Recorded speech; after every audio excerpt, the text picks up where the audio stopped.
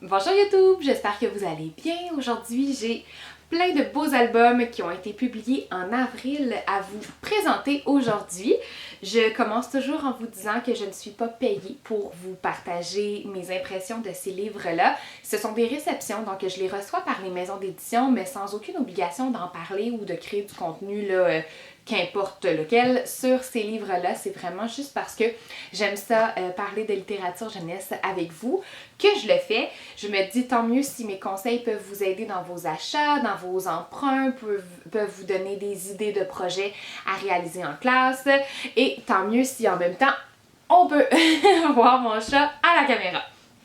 Donc, j'y vais sans plus tarder et c'est pas une bonne stratégie de marketing parce que je vais commencer avec mon coup de cœur, mais on dirait que je trouvais que ça allait donner un beau ton à la vidéo. Et je commence avec Une année sans elle. Et comme vous pouvez voir, sans elle, on parle d'elle, mais en fait, on parle aussi d'elle comme étant le personnage, puisque c'est Jonathan Bécotte qui vient nous raconter l'année qui a suivi la mort de sa mère. C'est tellement venu me chambouler. J'ai lu cet album-là dans une soirée où j'étais toute seule avec mon bébé et oh mon Dieu que j'ai vécu des émotions. Je l'ai fini en larmes, carrément. Pas autant ça fait preuve de résilience, mais je sais pas, on dirait que j'ai tellement été capable de me mettre dans la peau du personnage. J'ai tellement vécu le deuil avec lui, puis moi, ça a fait 3 ans que j'ai perdu mon papa de cœur. Mais ce qui m'a fait le plus de peine dans cette histoire-là, c'est pas que ça me rappelait mon propre deuil, c'est surtout que maintenant que je suis maman, on dirait que je peux pas imaginer quelle serait la vie de mon enfant sans moi. Et là, on est confronté à ça, dans le fond, à une famille, donc un papa et 2 enfants qui vont devoir passer une année complète et donc une vie complète sans elle. C'est vraiment, vraiment beau. C'est difficile à lire et dans le fond, à chaque double page, on a un mois. Donc ici, donc on a le mois de juillet où on vient apprendre dans le fond là, la terrible nouvelle et où sa maman va les quitter. Ensuite, on a le mois d'août, où est-ce que ce sont les funérailles, le cimetière. On a le mois d'octobre, on a Noël, qui est le premier Noël sans elle. Ah, oh, c'est vraiment c'est magnifique. C'est bouleversant, c'est émouvant, c'est à lire. J'ai un coco qui avait perdu sa maman dans ma classe il y a 2 ans déjà.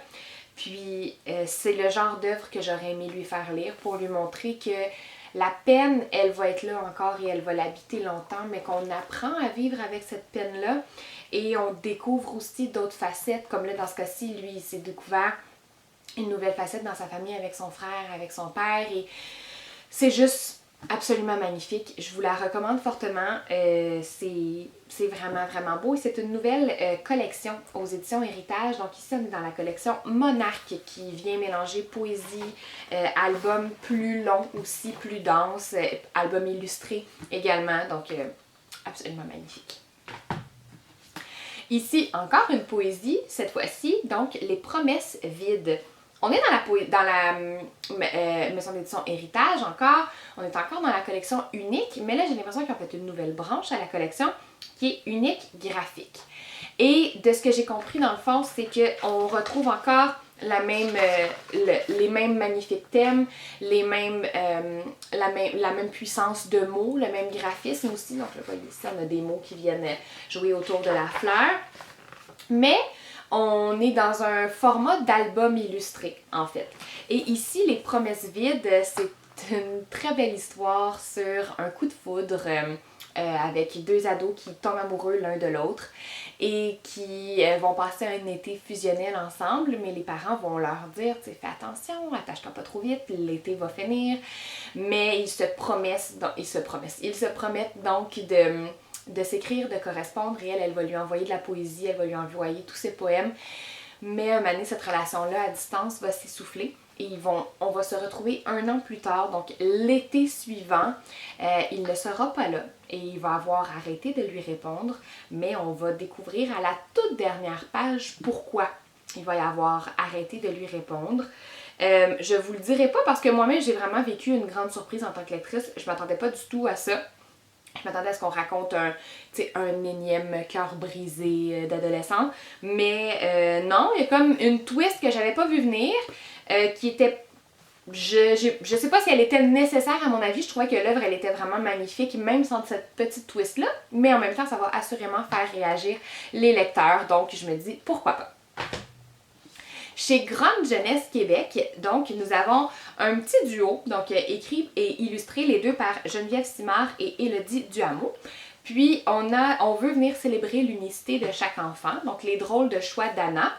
On vient parler de comment on peut s'habiller tout en couleur et respecter la personne qu'on est, donc notre créativité qui va venir s'épanouir dans nos vêtements. Et ici, donc, les drôles de solutions de Simon. Ici, on a un enfant qui va venir, qui est très ingénieux et qui va toujours avoir besoin de tester toutes les limites de tout ou de réfléchir à toutes les solutions possibles avant d'en arriver donc à une conclusion. Ça fait réagir tant dans sa famille que dans ses amitiés, mais c'est pour montrer aussi que chaque enfant est unique, puis que ça peut être une force aussi, cette unicité-là, chez chacun. J'ai aimé la présence de personnages diversifiés, donc au cours de notre lecture, là, on croise là, plein de beaux personnages de toutes les couleurs. Donc ça, c'est une belle touche que j'aime toujours dans la littérature jeunesse pour que tous nos enfants de notre classe puissent se reconnaître. Chez Multimonde, un marais dans le pétrin. Donc un marais dans le pétrin, c'est l'histoire d'un groupe d'enfants et un des enfants va s'éloigner, là, il va comme rencontrer dans un étang, dans un marais, une grenouille, puis je ne me rappelle plus trop qu'est-ce qui se passe, là, mais il va devenir tout petit, et on va apprendre que le marais va bientôt, ils veulent comme le défaire pour faire des tours immobiliers, si je me souviens bien, là, comme un projet immobilier. Et tous les animaux, évidemment, vont se révolter. Puis l'enfant, c'est grâce à l'enfant, dans le fond, qu'ils vont avoir l'idée de se révolter contre les tracteurs, contre les pépines qui vont venir sur le marais. Et comme là ici, vous voyez, là, donc là, c'est sûr que les enfants vont rire ici, là, tous les oiseaux qui vont faire caca sur les constructeurs et tout. Jusqu'à ce qu'à la fin, dans le fond, le projet immobilier soit annulé. Et il retourne, dans le fond, grand et à sa vie normale, si je peux dire. J'ai trouvé ça mignon, toutefois, j'ai comme un petit bémol parce que je trouve que oui, il faut qu'on en parle parce qu'ici, on vient beaucoup parler de la biodiversité et surtout de l'importance de chacun. Donc, les moustiques ont une importance, les crapauds ont une importance, les fleurs ont une importance, les racines de telles plantes ont une importance. Et donc, j'ai adoré cet aspect-là. Toutefois, j'ai trouvé que la solution qui était proposée ben tu sais, elle n'est pas réaliste dans le sens que les animaux vont pas se révolter contre les humains. Et donc, j'aurais aimé que les solutions proposées soient à hauteur d'enfant pour que les enfants puissent justement s'indigner lorsqu'une telle situation pourrait se reproduire, dans le fond. Fait que c'est comme ça ici mon petit bémol de j'ai compris le principe, puis tu sais, l'aspect de l'animal qui va devenir tout petit, l'enfant qui va devenir tout petit pour venir comprendre et entendre la voix là, des animaux et des plantes. Ça, ok, je suis capable de comprendre, on est dans un livre, on est dans un univers fantastique, mais c'est ça, c'est juste que j'ai trouvé que la solution était pas réaliste pour des enfants, dans le fond. Quoi qu'ils, tu sais, il y a clairement des belles discussions qui peuvent émerger de ça pour dire, ok, bon ben, maintenant qu'on l'a fini, les animaux, ils peuvent pas faire ça. Donc, ça va être notre rôle à nous de les protéger. Qu'est-ce que nous, on peut faire? Donc, clairement, on peut revirer, dans le fond, là, la situation, mais j'aime toujours quand on a des livres qui touchent des aspects environnementaux, j'aime quand les solutions peuvent être apportées par des enfants. Donc, c'est ma petite touche à moi. Chez Petit Génie, maintenant, nous avons deux nouveautés ici. Mon petit frère est un génie, justement. Donc, c'est de Dana Blue, illustré par Noémie Blonde. J'ai adoré que dans le discours des parents, on a plusieurs touches qui rappellent l'arabe. Si je me rappelle bien, il y a un moment donné où l'enfant se blesse et la maman lui demande « Ah, qu'est-ce qui se passe à Bibi? » Donc, je sais que Habibi, c'est un terme qu'on utilise là, justement là, en arabe quand on parle de Habibi. Oui, c'est ça exactement. Donc, quand on parle à quelqu'un qu'on connaît. Alors, j'ai aimé parce que je pense qu'il y a des enfants qui vont peut-être reconnaître leur milieu familial, leur dynamique familiale enfin dans de la littérature. Donc, vous savez que la représentativité est très importante pour moi. Et ici, mon petit frère est un génie, c'est qu'en fait, on vient parler que le petit frère, il a donc un trouble du spectre de l'autisme et il est incapable de jouer avec son grand frère. Donc, ils ne jouent pas ensemble. Même quand le grand frère essaie, c'est plutôt difficile. Et il va comme avoir une idée géniale avec un tapis, puis ils vont faire comme un parcours, ils vont aller voler dans le monde imaginaire pour que le grand frère puisse découvrir qu'est-ce qui se passe dans la tête de son petit frère. C'est vraiment doux, c'est beau. Je pense que ça peut être un super album à utiliser justement quand la fratrie ne comprend pas tellement la différence d'un des membres de la famille. On peut aussi l'utiliser en classe quand on a un élève justement qui a cette différence-là pour ouvrir sur cette différence, tout simplement. J'ai dit 14 fois le mot différence, mais je pense que vous comprenez ce que je veux dire. Les illustrations sont absolument magnifiques. Et c'est ça. C'est comme, il y a comme une petite touche là, de magie que j'ai trouvé belle au travers de l'histoire. Et à la toute fin, c'est vraiment mignon. Là. J'avais comme les petits yeux mouillés de voir que ça avait fonctionné finalement, puis que son grand frère avait enfin compris et avait pu avoir accès un petit peu au cerveau de son petit frère. Un autre, donc, comme je vous disais, chez Petit Génie, ici, nous avons une histoire pour endormir mes parents. Donc, déjà, le titre, c'est loufoque. On est dans une histoire loufoque avec un chevalier en bobette. Et ici, dans le fond, c'est un enfant qui veut pas aller dormir. Ça fait longtemps que je l'ai pas lu. Je vais le refeuilleter avec vous. C'est un enfant qui veut raconter une histoire à ses parents. Et son but, c'est que l'histoire soit vraiment longue. Et dans l'histoire, ses parents n'arrivent pas à s'endormir. Alors lui, il va inventer une histoire dans le but d'endormir ses parents. Et on va se faire surprendre là à la fin parce qu'on pense qu'il a tout inventé ce scénario-là. Mais on va se faire surprendre. Je vais montrer la 4e de couverture parce que les enfants, quand ils vont l'avoir lu une première fois, ils vont comprendre donc le lien avec la 4e de couverture. Donc une belle histoire, là, je pense, pour l'heure du dodo avec nos enfants. Chez Bayard Canada, nous avons 2 nouveautés. Ici, je m'appelle Sajin Singh, qui est un album où on vient aborder toutes les microagressions qui ont un lien avec le prénom. Donc, comment l'enfant peut se faire massacrer son prénom, tout dépendant dans l'environnement dans lequel il est. Et cet enfant-là, il adore son prénom. Il le trouve beau, il le trouve unique, il trouve qu'il est musical, qu'il a un beau rythme et tout. Et quand il va arriver, je pense que c'est en maternelle, qu'il est tombé out à sa première journée de maternelle et tout, l'enseignante va mal prononcer son prénom. Et il va comme pas trop le réaliser au début, puis il se demande c'est de qui qu'elle parle jusqu'à ce qu'il va réaliser que c'est de lui qui parle. Et il va donc dire que c'est lui finalement lorsque l'enseignante va prendre présence. Jusqu'à ce que ce nom-là, finalement, va être le nom que tous les enfants vont utiliser. Ça va être le nom que ses enseignants vont utiliser envers lui. Et il va rencontrer un nouveau voisin, puis lorsqu'il va se présenter, étant donné que ce voisin-là va être dans sa classe, bien, il se présente donc, même si ses parents sont à côté, il va se présenter de la mauvaise façon de prononcer son prénom. Et les parents, je trouve qu'ils ont vraiment une belle ouverture et une belle discussion avec l'enfant sur le prénom et sur quelle est la solution à hauteur d'enfant dans ce cas-ci. Donc, je trouve ça vraiment le fun. On va voir en plus des parents, entre autres un parent qui va porter le turban. Donc, je trouve que c'est une super belle représentativité pour... On en voit très peu, on s'entend là, donc de l'Orient ici. Donc, on voit pas beaucoup de ce genre de personnages-là. Alors, je trouve que c'est vraiment intéressant d'avoir des personnages dans nos livres. La mélodie des petits fruits, maintenant. Ici, on a un genre de conte autochtone où on vient parler d'une chanson que une grand-maman chante pour parler des petits fruits. Parce que, dans le fond, la cueillette, elle est excessivement importante pour ce peuple. Et on va venir chanter la chanson tout en découvrant chacun des petits fruits, à quoi ils servent. Regardez les pages de garde, comme c'est beau.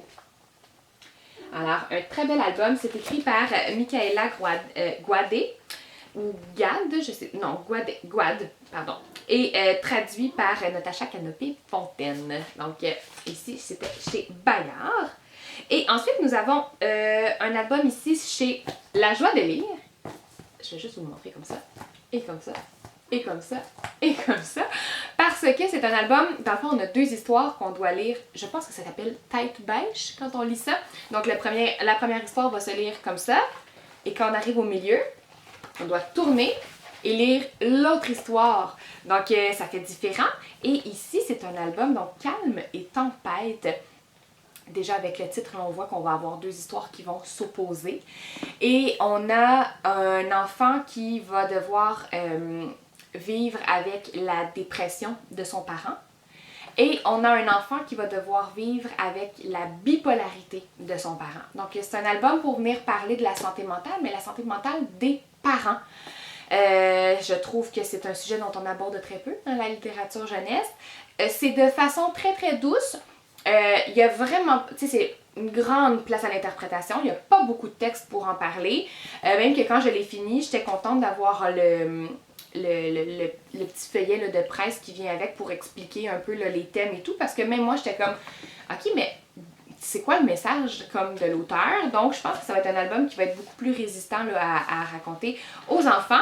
Mais pour l'aspect justement là, des 2 livres, des opposés, et ici, donc, ils vont se retrouver l'un dans le vide de sa boîte, parce que dans le fond, c'est qu'ils vont mettre leurs ennuis, leurs frustrations, tout ça, ils vont les mettre dans une boîte, et chacun va avoir une boîte. L'un va avoir une boîte remplie, et l'autre va avoir une boîte qui est complètement vide, en référence à la dépression, justement. Donc, un autre album plutôt différent, qui aborde un thème qui n'est pas souvent présent dans la littérature jeunesse.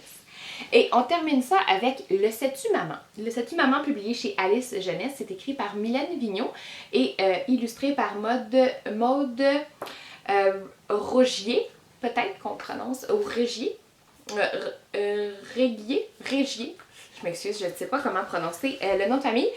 Ici, Le Sais-tu Maman, c'est un album pour, clairement écrit pour être publié pour la fête des mères, parce qu'on vient faire une ode à la maternité. C'est écrit comme si c'est l'enfant qui parle, donc le sais-tu maman que je suis fière de toi et tout ça.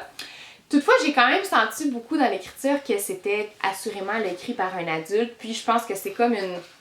Moi, je pense qu'il faut plus le voir comme étant, c'est une femme qui veut, une maman qui veut donner un coup d'encouragement puis une tape dans le dos à toutes les mamans qui l'entourent. Donc, c'est ça. Donc, je donne un exemple. Que je trouve extraordinaire ton sourire au petit matin quand je te réveille, même si tu voudrais te reposer plus longtemps. J'ai les yeux grands ouverts très tôt et j'ai envie de vite te retrouver. Et cette image-là, elle m'a vraiment beaucoup touchée parce que personnellement, j'ai fait beaucoup de coups de dos avec mon bébé. Encore aujourd'hui, quand il a besoin de nous, là, on va dormir avec lui. Et donc, effectivement, je trouvais ça le fun de penser que peut-être que justement, là, mon bébé me trouve extraordinaire aussi. Alors, je trouvais ça le fun, je trouvais ça cute, vraiment comme histoire. Ça peut être une belle histoire à offrir à un shower, entre autres, là, pour la maman. Vraiment, d'une maman à un autre, voici les messages que j'ai envie de te donner. Je pense que je le vois plus comme ça qu'un album jeunesse. Parce que j'ai pas trouvé que dans la façon que c'était écrit, je sentais pas que c'était comme un enfant qui me parlait, je sentais vraiment que c'était comme une maman qui voulait m'encourager dans mon rôle de maman. Donc ça fait le tour pour les livres, je vois que j'ai déjà parlé longtemps, pour les albums, pardon. Et on va se retrouver la semaine prochaine avec les documentaires. J'en ai reçu là, vraiment une belle pile, puis j'ai beaucoup de coups de cœur. Et ensuite, ce sera autour des romans. J'en ai reçu quelques-uns. Je regarde là parce qu'ils sont là dans mon bureau. Merci de m'avoir écouté et on se retrouve dans la prochaine vidéo.